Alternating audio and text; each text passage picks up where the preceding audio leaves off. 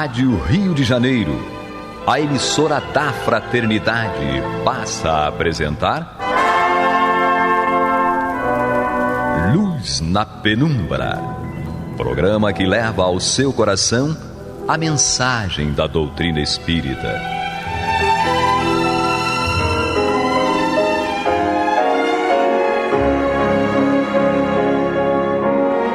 E com vocês, Aloísio Guigino, para o estudo da obra O que é o Espiritismo, de Allan Kardec.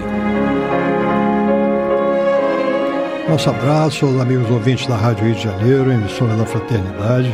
Estamos aqui para darmos continuidade a essa nossa conversa tão gostosa a respeito dessa obra tão esclarecedora para todos nós, que é o Espiritismo.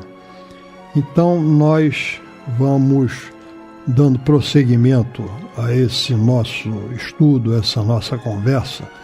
Nós vamos continuar aqui na terceira conferência,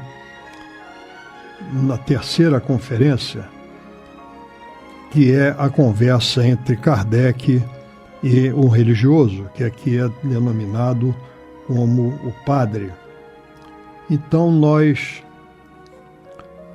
vamos continuando a uma primeira pergunta, realmente, que é feita a Kardec, e nos diz o seguinte: se a Igreja, vendo levantar-se uma nova doutrina, cujos princípios em consciência julga dever condenar, podeis contestar-lhe o direito de discuti-los e combatê-los, precavendo, alertando os fiéis contra o que ela considera erro?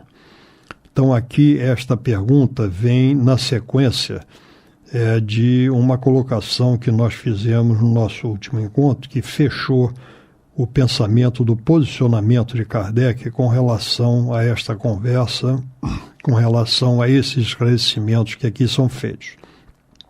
É de que se há luta entre alguma religião e o Espiritismo, nós devemos ter a consciência de não havê-la provocado. O Espiritismo respeita todas as religiões sérias que buscam a transformação do homem em homem de bem. Então, aqui esta pergunta tem um aspecto combativo, né?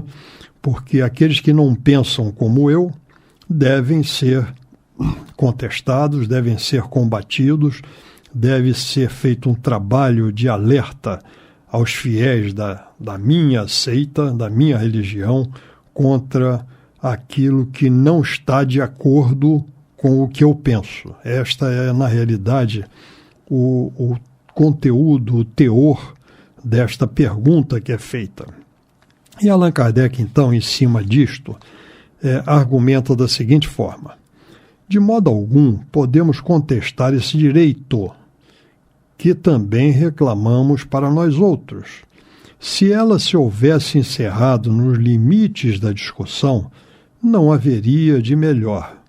Nada haveria de melhor. Lede, porém, a maioria dos discursos proferidos por seus membros e publicados em nome da religião, os sermões que têm sido pregados, e vereis neles a injúria e a calúnia transbordando por toda parte, e os princípios da doutrina sempre indigna e perversamente desfigurados.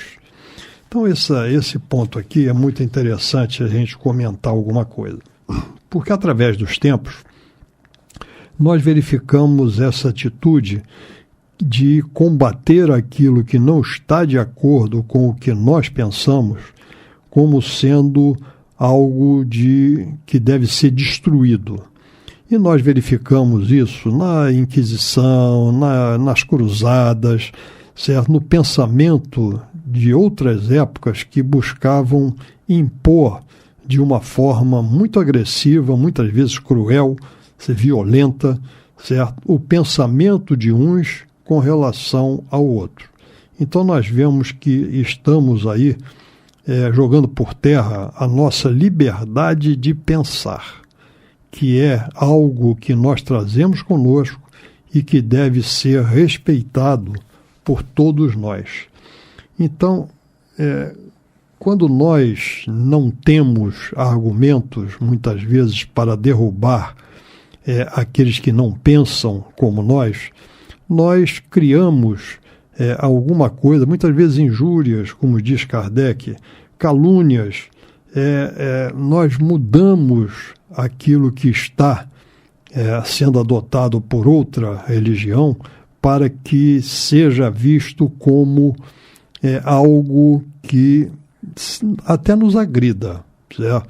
Nós vemos isso em todos os campos da vida humana, seja no campo religioso, no político, no econômico, certo? Todos eles têm uma tendência de querer impor a sua ideia sem respeitar ao outro. E com isto nós buscamos argumentos muitas vezes injuriosos, caluniosos, e desfiguramos a proposta do outro, usamos de sofismas, usamos de mentiras para dar respaldo à nossa argumentação. E continua Kardec: do alto do púlpito, não temos sido, os espíritas, qualificados de inimigos da sociedade e da ordem pública. Não temos sido anatematizados e rejeitados pela Igreja, sob o pretexto de que é melhor ser incrédulo do que crer-se em Deus e na alma pelos ensinos do Espiritismo. É aquilo que nós falamos, né? São conceitos perversamente desfigurados. Quando chegamos ao ponto de dizer que é melhor ser incrédulo, isto é, não acreditar em nada, quase que ser materialista, certo? Do que crer-se em Deus e na alma pelos ensinos dos Espíritos, que é uma forma de nós entendermos isto, é uma forma de pensamento. No momento que se diz que é melhor não acreditar em nada do que acreditar numa proposta que apresenta Deus como Criador, como Pai e Jesus como nosso irmão maior, nós chegamos a um ponto em que nós temos que refletir a respeito desta argumentação sem nos deixar levar por essas falácias, por essas mentiras, por essa distorção daquilo que nós entendemos como sendo a verdade que nós devemos respeitar. Não lamentam muitos hoje não se poder atear para os espíritas as fogueiras da Inquisição? Foi o que nós dizemos, né? A violência chega, ou melhor, essa tentativa de imposição chega à violência que nós verificamos na Inquisição, que nós verificamos nas cruzadas e em outras ações. Nós verificamos no Auto de Fé de Barcelona. E são ações, vamos dizer, de violência para impormos a nossa crença aos outros. Em certas localidades, não tem sido assinalados a animadversão de seus concidadãos, são cidadãos, a ponto de fazer que sejam nas ruas perseguidos e injuriados. É uma versão do que nós acabamos de dizer, né? Da Inquisição, das cruzadas, certo? É essa perseguição em que adeptos de outro pensamento religioso perseguem, injuriam, agridem muitas vezes aqueles que não concordam com as suas crenças. Não tem sido imposto a todos os fiéis que os evitem como pestíferos e impedindo que os criados entrem a seu serviço? É uma forma de vingança, certo? Para que nós possamos, de alguma forma, prejudicar, de alguma forma, combater, até com atos como esse que acabamos de ver aqui, que venham a ir contra aqueles que pensam de forma diferente. Muitas mulheres não têm sido aconselhadas a separarem-se de seus maridos, como muitos maridos de suas mulheres, tudo por causa do espiritismo. Isso daí é uma questão muito muito presente ainda nos dias de hoje, quando nós vemos as dificuldades quando um casal tem diferentes crenças religiosas e são incitados a que se separem porque, dependendo daqueles que os estão doutrinando a um e a outro, a sua causa é a causa verdadeira e a do outro é maligna, certo? Quando na realidade nós sabemos que todas as religiões, conforme já falamos aqui, são criadas pelo homem na busca de caminhar, de encontrar o Criador. Então, se todas elas têm esse propósito, elas devem ser respeitadas. Não se tem tirado lugares a empregados, retirado o pão do trabalho a operários e recusado caridade aos necessitados por serem eles espíritas. Então aqui nós vemos uma perseguição, certo? Que ocorreu, certo? Até bem pouco tempo no nosso país, no nosso Brasil, uma pátria cristã, em essência, que os centros espíritas funcionavam na clandestinidade, porque senão eram presos. Até hoje se mantém nas casas espíritas um livro de presença, certo? Que é assinado pelos que ali vão, pelos que ali frequentam, para que pudessem, à época, eu estou falando da década de 40, certo? Para que pudesse ser apresentada à polícia para que fossem identificados todos aqueles que adotaram a doutrina dos espíritos e frequentavam aqueles lugares. Então nós vemos que isso daí, da época de Kardec para cá, não mudou tanto, certo? Você está ouvindo pela Rádio Rio de Janeiro o programa Luz na Penumbra, com o estudo da obra O que é o Espiritismo, de Allan Kardec, na apresentação de Aloísio Guigino. Então, não se tem despedido de alguns hospitais, até cegos, pelo fato de não quererem abjurar sua crença. Aquilo que ocorreu com o cristianismo no seu nascedouro, no seu princípio, repete-se hoje feito pelos cristãos, certo? Então é uma recrudescência dessa violência que nós ainda verificamos que existem pela ainda imperfeição do homem, certo? Dizei-me, senhor Abade, diz Kardec, será isso uma discussão leal? Os espíritas responderam, porventura, à injúria com a injúria, ao mal com o mal? Então isto é um argumento muito interessante, porque nós vemos que, embora o espírita não seja um ser passivo, ele não responde à violência com a violência, porque este é a orientação, é o esclarecimento que nós temos dos espíritos e nós temos também do Cristo, certo? Que em momento algum respondeu e teria o poder para isso, mas não respondeu com a violência que a ele impuseram. Não, diz Kardec, a tudo opuseram eles sempre a calma e a moderação. A consciência pública já lhes faz a justiça de reconhecer não sido eles os agressores. Então, nós verificamos que a nossa conduta não é de passividade, mas é de uma persistência em promover o bem. E através dessa persistência, nós já hoje temos uma credibilidade que nós vemos até mesmo pela posição de alguns companheiros, né, quando nos dizem, certo, que nós devemos responder ao mal com o bem. Então, aqui vem uma outra colocação desse religioso. todo homem, e nós vemos por esse início desse diálogo, uma posição firme e agressiva, certo, daquele que tem uma outra crença religiosa. E continua, então, a colocação esse religioso. Todo homem sensato deplora esses excessos, mas a Igreja não pode ser responsável pelos abusos cometidos por alguns de seus membros pouco esclarecidos.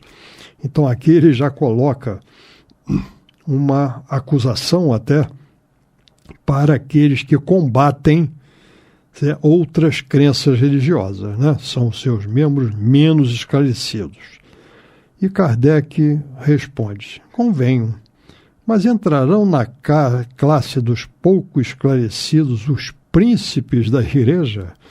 Porque, conforme vimos aqui, muitas dessas ações, vimos aí o Auto de Fé de Barcelona, né? Uma agressão, um combate com violência, uma fogueira queimando livros em praça pública, certo? Por um dos príncipes da Igreja da Espanha. E Kardec continua: vede a pastoral do bispo de Argel e de alguns outros. Não foi um bispo quem ordenou o Auto de Fé de Barcelona? A autoridade superior eclesiástica não tem todo o poder sobre os seus subordinados? Se ela tolera esses sermões indignos da cadeira evangélica, se ela patrocina a publicação de escritos injuriosos e difamatórios contra uma classe inteira de cidadãos, e se não pode e se não se opõe às perseguições exercidas em nome da religião, é porque as aprova. Em resumo, a Igreja, repelindo sistematicamente os espíritas que a buscavam, forçou-os a retroceder. Pela natureza e violência de seus ataques, ela ampliou a discussão e conduziu-a para um terreno novo. O Espiritismo era apenas uma simples doutrina filosófica. Foi a Igreja quem lhe deu maiores proporções, apresentando-o como inimigo formidável. Foi ela, enfim, quem o proclamou nova religião. Foi um passo errado, mas a paixão não raciocina melhor. Então, um livre pensador: há pouco proclamastes a liberdade de pensamento e de consciência e declaraste que toda crença sincera é respeitável. O materialismo é uma crença como qualquer outra. Por que então negar-lhe a liberdade que concedeis a todas as outras? Então isso surge aqui como uma provocação. Com relação a essa violência desse combate ao espiritismo, nós já falamos aqui, citamos o Auto de Fé de Barcelona, né? E convém que nós lembremos exatamente o que foi este Auto de Fé de Barcelona, quando já com algumas obras do Espiritismo publicadas, foram enviadas para Barcelona, na Espanha, uma leva, certo, desses livros que o bispo de Barcelona conseguiu que fossem recolhidos, levados à praça pública e queimados em público como uma obra que, se fosse diabólica, como algo que fosse extremamente prejudicial à sociedade. Então nós vemos aí o desrespeito total com a liberdade de pensar de cada um de nós. Digo nós, humanidade, né? Então nós vemos também o seguinte, que a repercussão desse Auto de Fé de Barcelona foi muito interessante, porque Kardec inicialmente queria entrar pelos meios de justiça e tudo para que pudesse recuperar, ou pelo menos que fossem se retratassem aqueles que o haviam cometido. Mas a espiritualidade o orientou para que nada fizesse, porque realmente este ato ele na realidade fez com que despertasse a curiosidade naqueles que tomaram conhecimento desse ato, certo, da religião cristã, certo, no caso, contra o espiritismo, e através disso nós vimos o crescimento da busca do entendimento do que era realmente a doutrina dos espíritos. E através dessa busca do entendimento da proposta espírita, nós vimos um crescimento muito grande da adoção, do abraçar da doutrina dos espíritos por aqueles que anteriormente não eram espíritos. Então nós vemos que até os acontecimentos da vida nos levam muitas vezes a buscar as respostas que nós precisamos. Todos nós precisamos de respostas.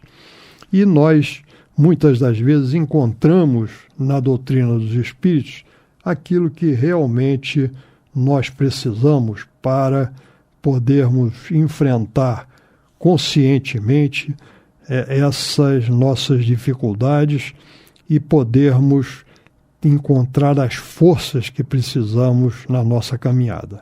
Então, o Espiritismo, ele tem pela sua consistência, ele tem uma força muito grande. E todo aquele que busca entender a proposta dos Espíritos acaba espontaneamente abraçando a doutrina dos Espíritos, que é consoladora e é esclarecedora, sem agredir a nenhuma outra crença religiosa.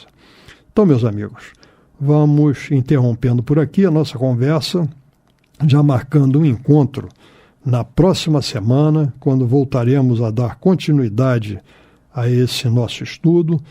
Até lá, se Deus quiser e Ele há de querer. Muita paz para todos. Você está ouvindo o programa Luz na Penumbra.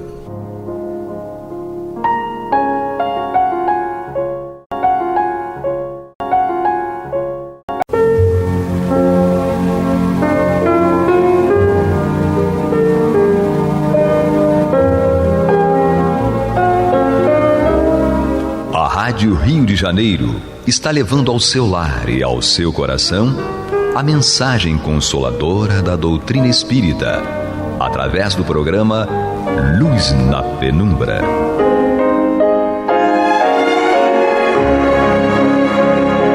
E agora com vocês, César Augusto Lourenço Filho, para comentar os textos da Revista Espírita de Allan Kardec no período de 1858 e 1869. Boa noite, queridos amigos. No programa anterior, nós encerramos o estudo da matéria de título Mireta, inserida por Kardec na seção Notas Bibliográficas, do exemplar de fevereiro de 1867, da Revista Espírita. Mireta é o título de um romance espírita escrito pelo senhor Elie Sauvage, membro da Sociedade dos Homens de Letras de Paris. E Kardec teve oportunidade nesta matéria de ressaltar que ele considerava este romance, Mireta, como o primeiro romance verdadeiramente espírita que havia sido trazido a lume. Isto é, o primeiro romance cujo conteúdo realmente continha ou fatos ou frutos de ficção que estavam em perfeita harmonia com os ensinamentos da doutrina espírita. E depois que esse estudo foi feito, melhor dizendo, que Kardec fez os comentários a respeito desse livro, desse romance, nós fizemos alguns comentários também a respeito da importância do romance espírita hoje em dia na divulgação da doutrina. Já de muito tempo, os romances espíritas têm sido um forte instrumento de divulgação da doutrina espírita. E também ressaltamos que há pessoas que não têm assim interesse em estudar a doutrina espírita, mas que têm simpatia, gostam das ideias da doutrina, conhecem pessoas espíritas que lhes inspiram confiança, são pessoas sérias, pessoas que dão bons exemplos. Então essas pessoas não são obrigadas, evidentemente, a estudar a doutrina espírita para lerem os romances espíritas. Mais tarde, muitas delas, justamente em função desse estudo, dessas leituras, elas se dispõem a estudar a doutrina espírita e aí se tornam espíritas, isto é, elas deixam de ser simpatizantes para, mais do que isso, serem espíritas, na medida em que conhecem razoavelmente a doutrina, estudaram, já estão de posse do conhecimento dos conceitos básicos da doutrina e, sobretudo, exemplificam no dia a dia da vida.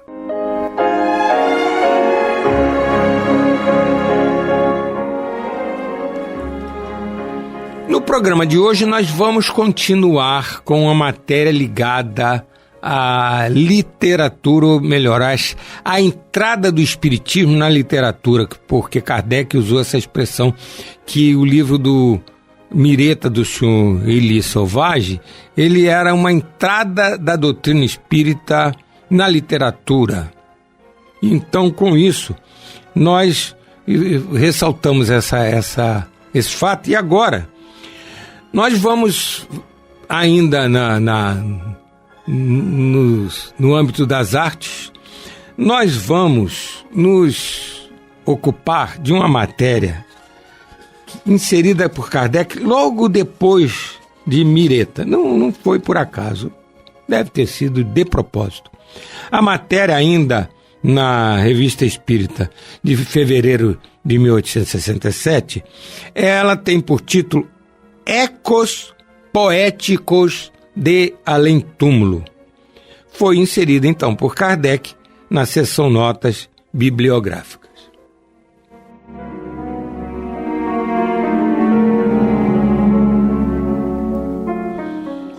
Vamos então ao texto de Kardec.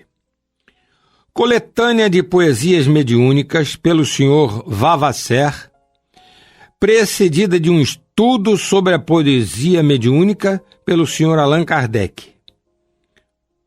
Volume 1, um volume, aí diz a característica de gramatura, preço, etc. E ressalta pelo correio, pode ser um preço pelo correio, para a França e Argélia, outro preço, e em Paris, onde o livro é encontrado para ser comprado. Na Livraria Central, e dá o endereço dela, em Paris. E é interessante, no escritório da Revista Espírita e com o autor, o Sr. Vavasseur, ele recebia as pessoas lá na Sociedade Parisiense de Estudo Espírita, onde era o escritório da Revista Espírita, para então as pessoas, ao comprar o livro dele, ele estava presente. Kardec não fala aqui. Será que ele autografava? À época era hábito, provavelmente ele autografava.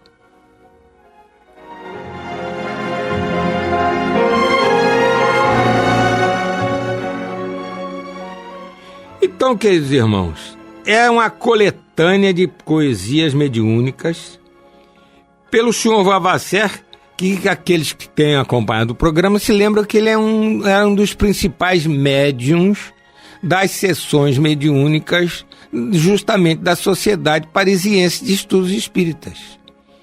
E ele, então, como escritor, ele, não como mediunicamente, mas ele mesmo, o próprio médium Vavasseur, ele escreveu estes ecos poéticos de Além-Túmulo, uma coletânea de versos que ele fez, e são versos que têm justamente uma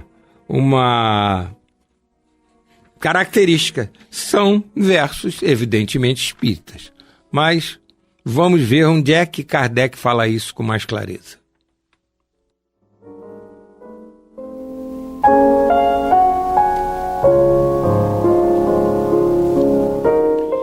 Para isso, nós vamos voltar à Revista Espírita de janeiro de 1867, também nas notas bibliográficas, em que Kardec já havia falado dessas poesias diversas do mundo invisível, recebidas... eu me distraí. Não, o autor não era Vavasseur, era um espírito. Ele, Vavasseur, atuava como médium.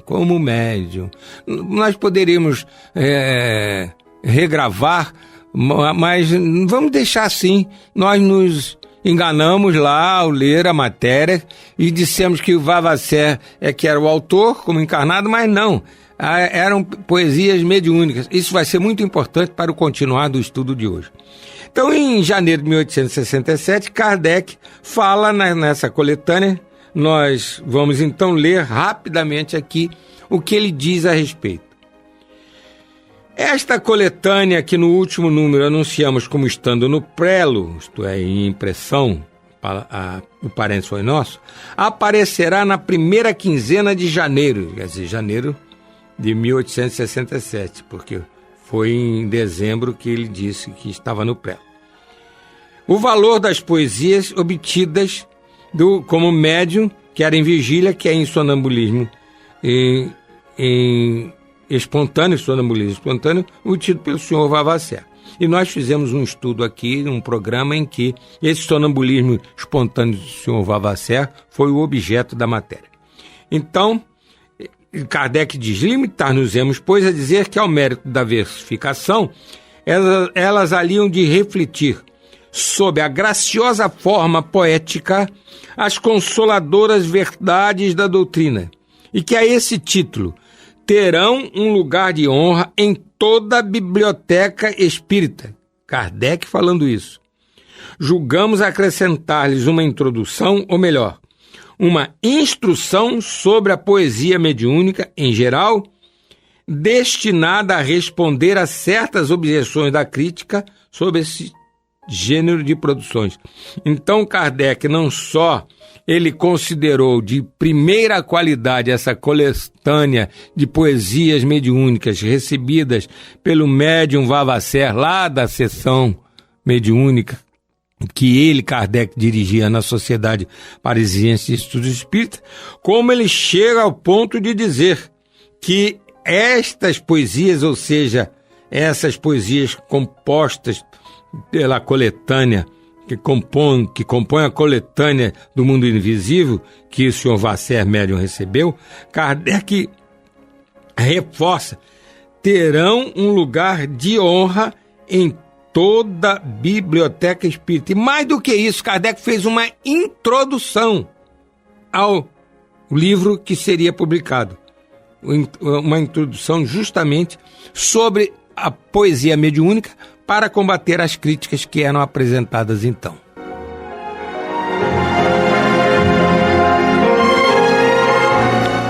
Vamos voltar então à matéria Ecos Poéticos de Além Túmulo, que estávamos estudando, a páginas 98 da Revista Espírita, no seu exemplar de fevereiro de 1867. Nós vamos, pura e simplesmente, ao invés de ler, não vamos ler. Esta obra da qual falamos no nosso último número e cuja intenção foi retardada, encontra-se à venda, só para lermos todo o texto que Kardec colocou na revista. Mas já estava dito lá que o autor recebia e tal. Então, como ele havia dito que estava no prelo, agora ele está tendo cuidado de dizer que foi publicado e onde a pessoa vai comprar. Quer dizer, um cuidado, uma responsabilidade jornalística, vamos dizer. Mas então, valendo-nos dessa questão da coletânea de poesias espíritas mediúnicas, que Kardec fala como sendo a primeira coletânea mediúnica espírita, verdadeiramente de acordo com a doutrina espírita, nós vamos lembrar de quem? De Chico Xavier. Por quê? Porque Chico Xavier, muito jovem, com 21 anos de idade, ele começou a receber, em 1931, as primeiras poesias que comporiam o livro Parnaso de Além-Túmulo, que foi publicado em 1932. Esse livro, Parnaso de Além-Túmulo, ele contém poesias maravilhosas de tudo quanto é poeta importante de língua portuguesa, uma coisa excepcional, de um menino de 21 anos de idade que recebeu. E que então, na época, fez um sucesso, causou inclusive polêmica, porque como é que pode um garoto de 21 anos escrever essas poesias todas e tudo de acordo com, todas elas de acordo com o estilo do seu autor, uma coisa realmente impressionante. E nós vamos também ressaltar, fazendo uma comparação, que lá em 1867, Kardec disse que o romance Mireta e que aquela coleção de poesias de Além-Túmulo recebida pelo Sr. Vavasseur era a introdução, era a entrada da doutrina espírita na literatura e na poesia, etc. Então reparemos que neste ano de 1931, Chico Xavier apresenta então a primeira obra mediúnica de peso, uma coletânea espetacular de obras de primeiríssima qualidade, os maiores autores, maiores poetas de língua portuguesa. Então, realmente, na modernidade, nesse ido de 1932, vamos chamar de modernidade, porque um século e meio é pouca coisa,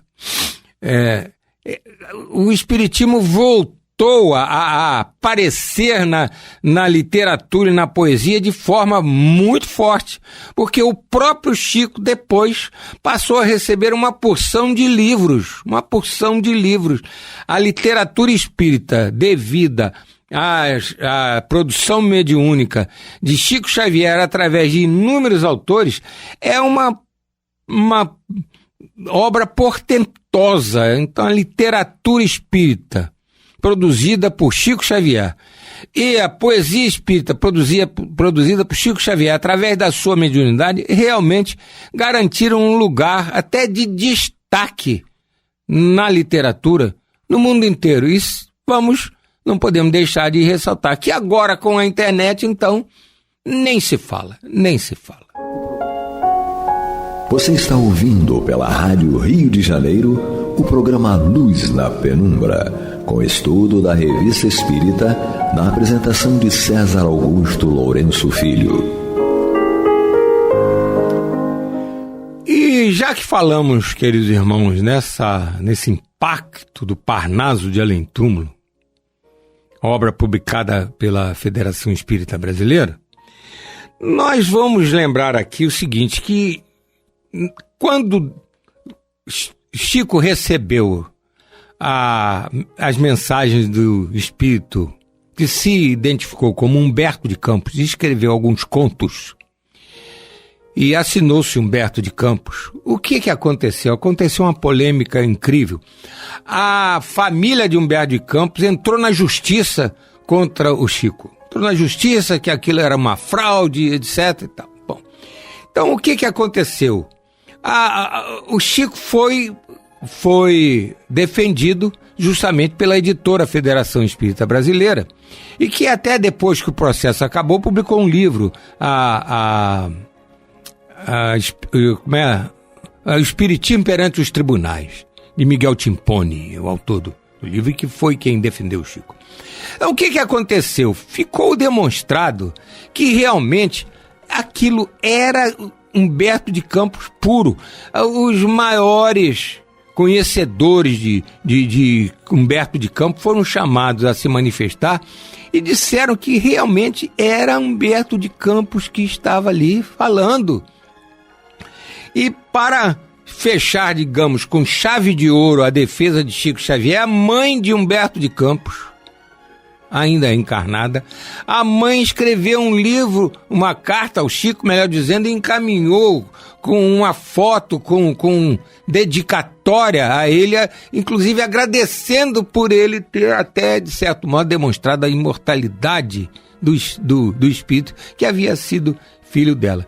E aconteceu até uma coisa incrível, queridos irmãos. A família depois pleiteou direitos autorais, o que não deu em nada por 2 motivos. Primeiro, porque não era devido juridicamente, porque era um espírito desencarnado. A obra não era de Chico.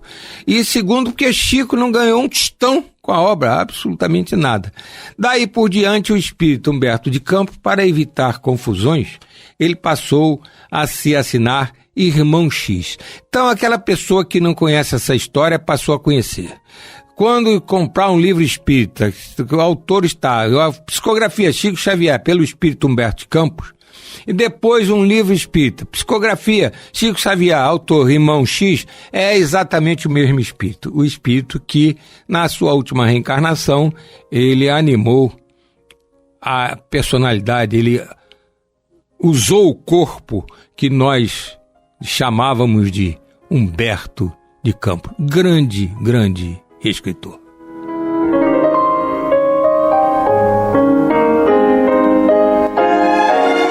Ainda a propósito dessa espetacular repercussão das obras de Chico na literatura e na poesia, vamos apenas lembrar, nós estamos citando de memória, e não estamos nos lembrando o nome do acadêmico, membro da Academia Brasileira de Letras, que, consultado a respeito de Parnaso de Além Túmulo, a respeito das obras de Humberto de Campos, disse: olha, isso aí o estilo é o mesmo, são eles. Se esse rapaz é capaz de escrever como eles, dessa maneira, então, ele tem o direito de escolher quantas cadeiras ele quiser na Academia Brasileira de Letras.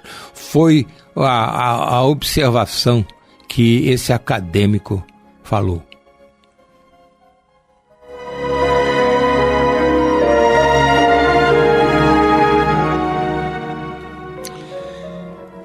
Vamos encerrar o programa, queridos irmãos, fazendo uma observação. Se nos idos de 1867 a literatura e a poesia espíritas se as obras espíritas, livros e poesias invadiram a literatura naquela época de uma maneira até muito interessante, e se em 1932, com Parnaso de Além Túmulo, na modernidade isso aconteceu, houve um reforço da presença da poesia na literatura, poesia espírita na literatura. Também nesses idos de 30 e tantos, a obra de Chico Xavier deu outro reforço de obras espíritas na literatura. Então agora nós temos que comentar que uma outra área da arte está realmente tendo configuração espírita, isto é, está com seu conteúdo de acordo com a doutrina espírita e está assumindo lugar até de destaque no mundo, no Brasil de uma maneira específica e no mundo de um modo geral. Mais uma vez, vamos comentar através da internet. Que área é essa? É a cinematografia. Hoje existem filmes espíritas, isto é, filmes nos quais o conteúdo deles está de acordo com a doutrina espírita, estão em concordância com os ensinamentos da doutrina espírita, tanto os ensinamentos doutrinários morais quanto os ensinamentos relativos à fenomenologia que os espíritos produzem. Então, isso significa que também na área cinematográfica a produção artística espírita, de obras espíritas com conteúdo espírita, estão assumindo posição, estão se destacando, e nós notamos, não existe assim nenhum que eu conheça, não existe nenhum levantamento dentro das das metodologias universalmente aceitas de opinião pública, não existe esse levantamento nosso, pelo menos no nosso conhecimento, mas nós podemos afirmar que tem-se a impressão de que realmente os filmes espíritas têm uma aceitação muito boa. As pessoas gostam muito, mesmo as que não são espíritas e que vão assistir os filmes baseados na doutrina espírita, os que estão de acordo com a doutrina espírita, elas gostam muito, elas se interessam, elas acham muito interessante, sim, e depois até muitas delas se dispõem a estudar a doutrina espírita.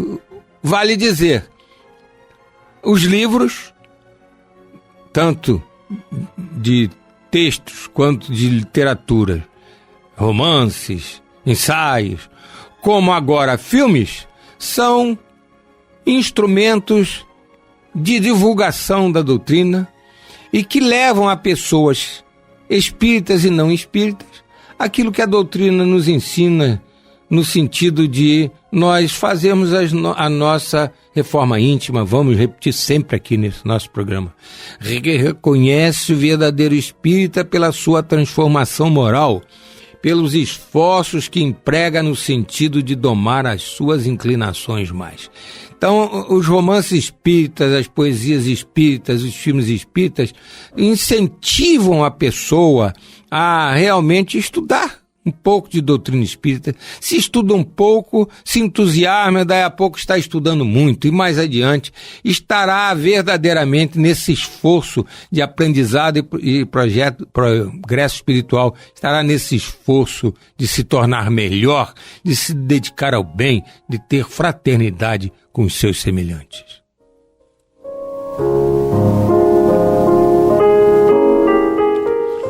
No próximo programa, queridos amigos, matéria nova. Muita saúde, muita paz, muita alegria e até a próxima semana.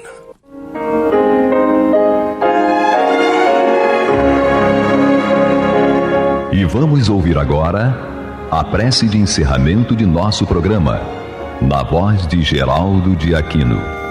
Jesus, dá-nos coragem para a luta, piedade para os insultos, e misericórdia para as injustiças e ingratidões. Limpa nossa alma de inveja e ambições mesquinhas, de ódio e de vingança o nosso caminho.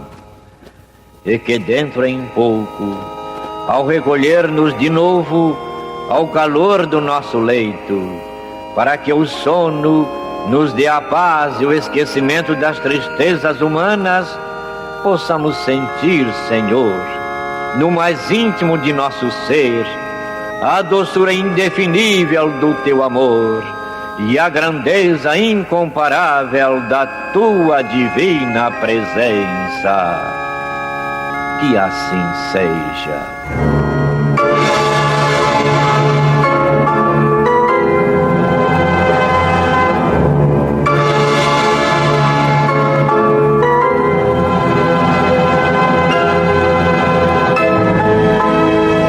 Acabamos de apresentar o programa Luz na Penumbra,